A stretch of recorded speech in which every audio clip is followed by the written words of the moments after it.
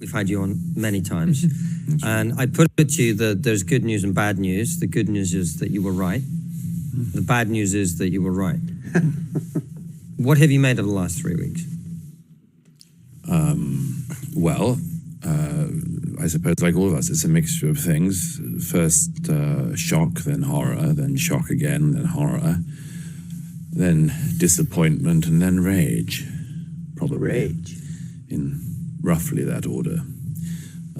Horror at what happened in Israel. Shock like everyone this was able to happen. Horror at the details of what happened. Shock then at the response on the streets of cities like the one we're sitting in London. The fact that there were so many people Absolutely who didn't even give it a day before they turned out on the streets of my city, supporting the people who'd done. Love the way he just said, my city. Just basically saying it right then and there, that the shock and horror of these people coming out in support of Hamas. Absolutely despicable, disgusting. On this act of terror. And then in the weeks since, increasing rage. Rage that I have to share a country with these people.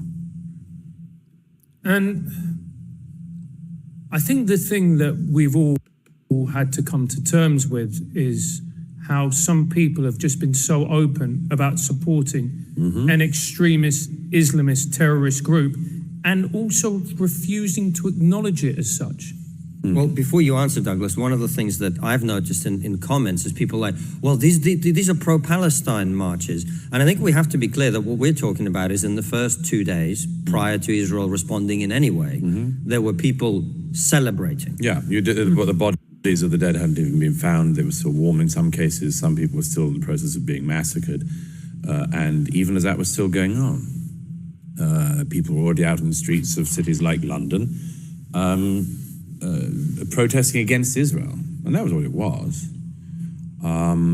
It was straight away a protest against Israel.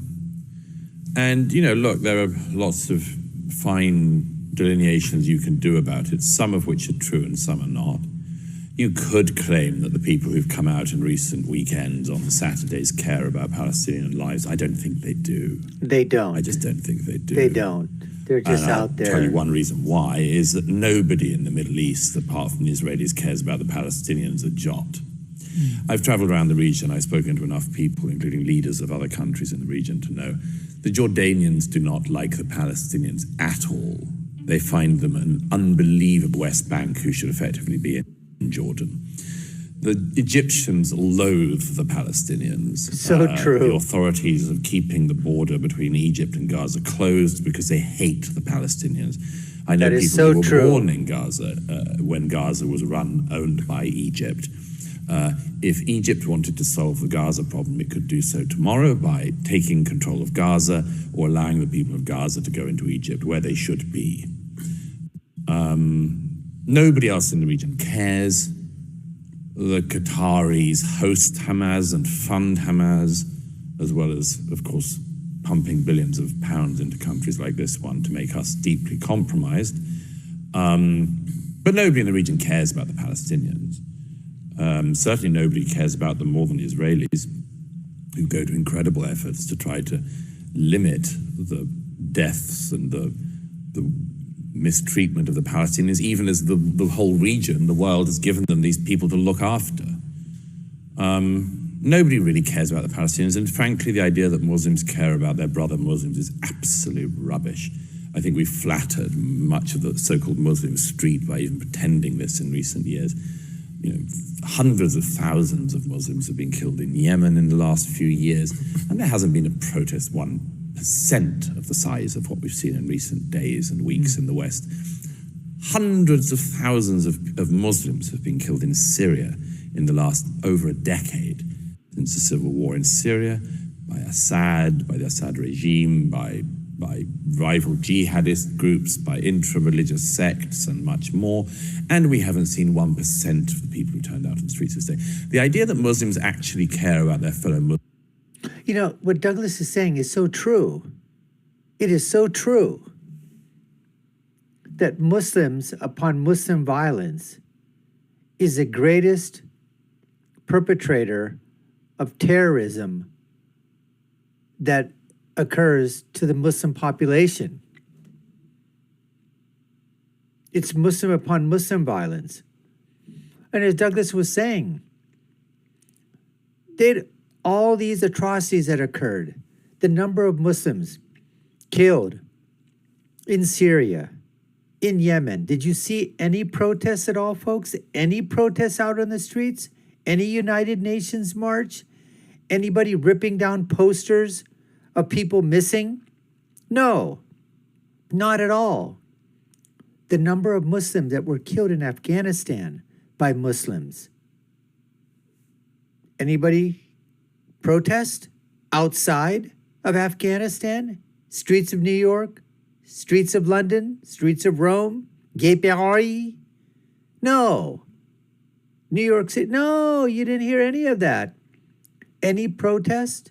Any protest at all for the Muslims being killed under the Taliban regime? Any protest of anybody of an LGBTQ or gays or lesbians that were being killed in Muslim countries just for being gay or lesbian or transgender or whatever, being thrown off of buildings, being executed? Anybody have a protest for that? What about the 1 to 2 million Muslims in China that are being held in concentration camps? Any protest at all for that? No, you don't hear that at all. There's no protest. None. Donald Trump had to bring it up to the United Nations when he was president. And everybody basically pounded upon him for mentioning it. Folks, this is what we got in store for you today. This is what's on tap. You're watching the Dr. Nasir Shaikh Show. I'm your host, Dr. Nasir, where I give you my political prescription from my political perspective. What happens when you have Douglas Murray at a sit-down interview asking questions of him as to what does he think is happening in the world? When you've got social media, culture, religion, Islamism, fundamentalists, terrorists, Hamas, Israel, governments all come clashing together. Let's get back to more of the interview with Douglas right now. It's insane. They don't. What they care about is Jews. There is something at the very root of Islam and followers of the Muslim religion who cannot bear any war in which Israel is fighting, and most of all loathes any war in which Israel is winning. And you can see it. It's at the absolute core of their being. This is why they are on the streets of this city and others marching. It's not because they love fellow Muslims, it's because they hate Jews. So you're saying there's something at the root of the religion. Well, let's tease that apart. What do you mean by that? Well, there's two particular things worth mentioning. One is, of course, that Muhammad, the founder of Islam, himself beheaded, massacred many, many Jews. Famously, there's one battle in particular, and the Banu Quraysh. It's a story you can find in the Quran and the Hadith, and of course, this is because the Jews would not accept the revelation of Muhammad, such as it was. And so they were seen within Islamic tradition as being one of the first people who turned down the opportunity to join Islam. And as a result, of course, Muhammad decapitated hundreds and hundreds of Jews. So that's not a good start. But there's a bigger thing, I think, within the Muslim world, which is worth mentioning, which the late Bernard Lewis pointed out on a number of occasions, which is the great problem within Islam when it comes to not just Judaism, but the wider non-Islamic world, is that the Muslim religion claims to be the last revelation from God to man, which we all know is a very large claim to make.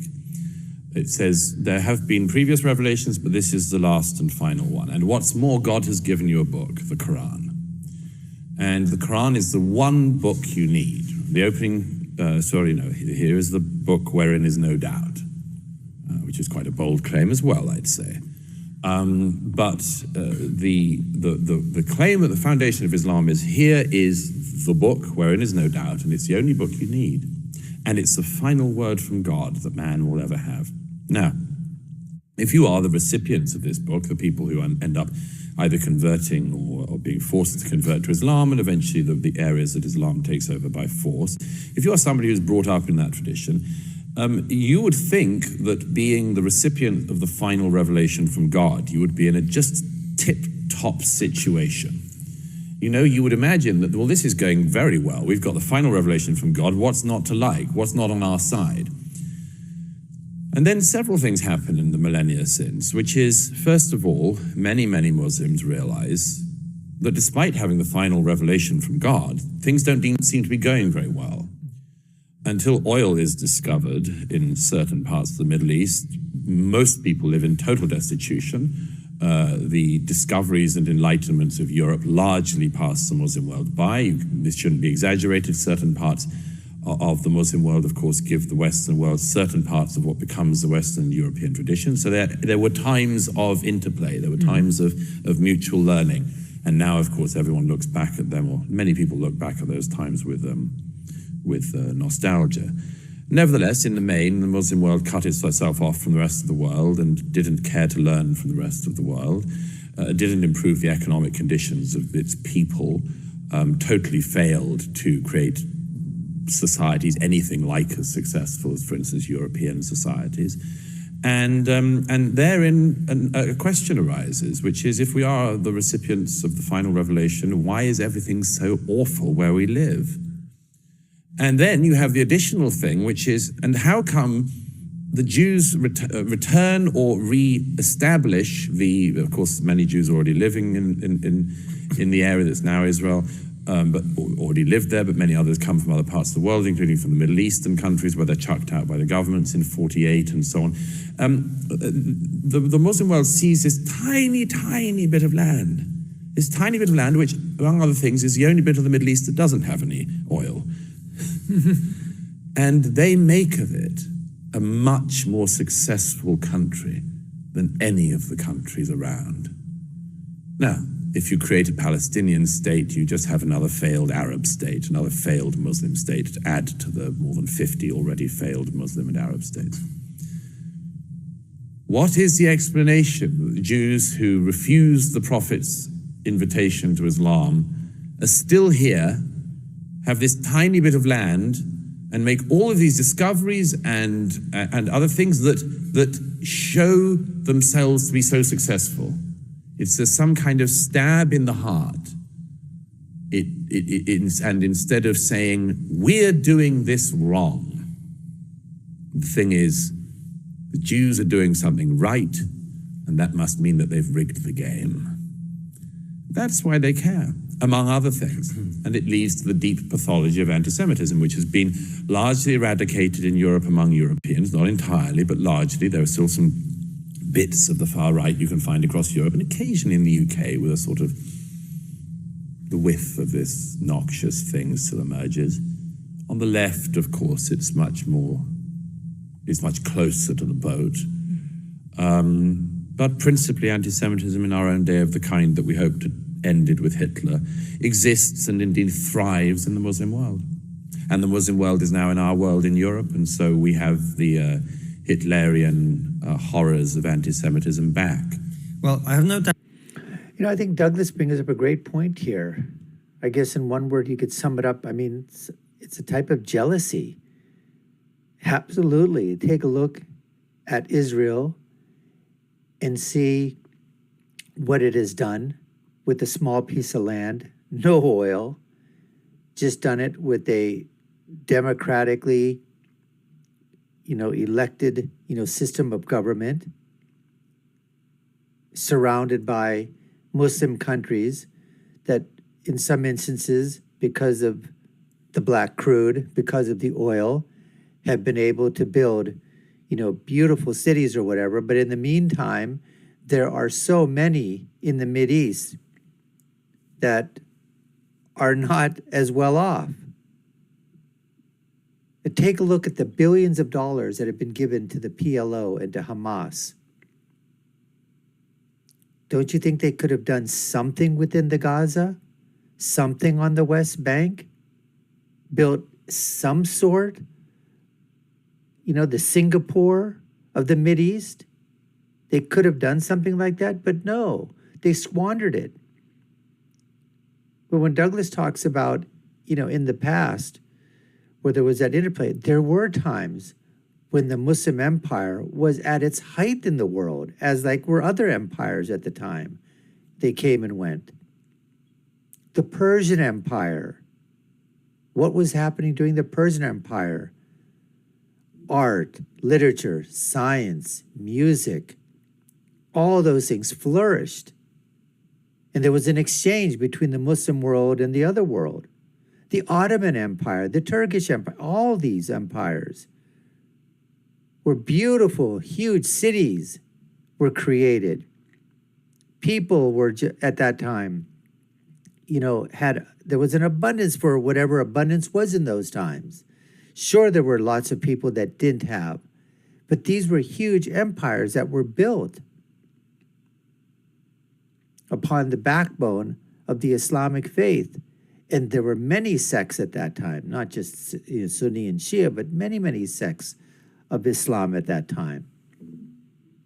But we come now into the, as we move forward, 18th, 19th, 20th, 21st century, as he correctly states, most of the Muslim countries are completely downtrodden. Nothing at all like, the Muslim empires or Muslim countries were in the past. And so, unfortunately, there is this anti-Semitism that does run, not just among, the Muslims, but among a lot of other people as well, as Douglas points out. I mean, I think it's a lot more in Europe than Douglas, says, but, there's that whiff he talked about of anti-Semitism. But as far as the Hitlerian type, the association of the Hitlerian association with terrorist groups like Hamas, PLO, Al-Qaeda, ISIS, I guess you could put a little bit of, the Hitlerism into the Islamism of those people that are the terrorists, those fundamentalists, those Islamists that are out there committing these acts of terrors, not only against the Jewish people, but against Muslims themselves, who they feel are not Muslim enough to be part of their Islamism or their brand of theocracy and their brand of the new caliphate that they want to establish. Anyways, folks, we appreciate you taking the time to watch. You've been watching the Dr. Nasir Shaikh Show. I've been your host. My name is Dr. Nasir. If you haven't done so already, we'd love for you to subscribe to the channel. Like, share, and follow us. Let us know what you think in the comments below. What do you think of Douglas's comments? My final thought, as always, when you're right, you're right.